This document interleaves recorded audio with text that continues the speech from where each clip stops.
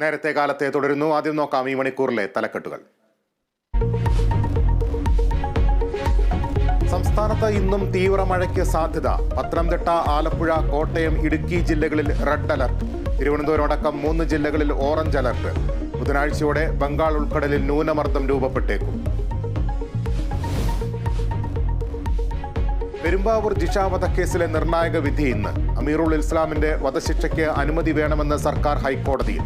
വിചാരണ കോടതിയുടെ വധശിക്ഷ റദ്ദാക്കണമെന്നാവശ്യപ്പെട്ടുള്ള പ്രതിയുടെ അപ്പീലും കോടതിയിൽ. കുറ്റവിമുക്തനാക്കണമെന്നും ആവശ്യം.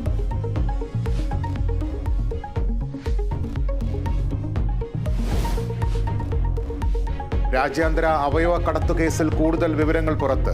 പ്രതി 20-ലധികം പേരെ ഇറാനിലെത്തിച്ചു. ഇരയാക്കപ്പെടുന്നവർക്ക് നൽകിയിരുന്നത് 10 ലക്ഷം രൂപ. അന്വേഷണം കൂടുതൽ പേരിലേക്ക്.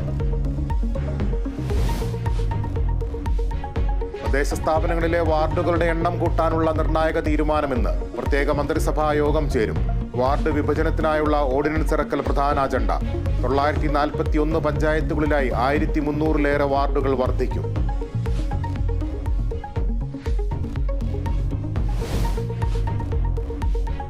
ലോക്സഭയിലേക്കുള്ള 5ാം ഘട്ട വോട്ടെടുപ്പ് തുടങ്ങി.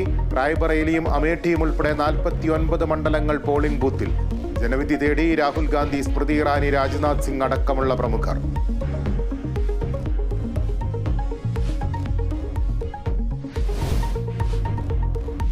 ഹെലികോപ്റ്റർ അപകടത്തിൽപ്പെട്ട ഇറാൻ പ്രസിഡന്റ് ഇബ്രാഹിം റൈസിയെ കണ്ടെത്താനായില്ല.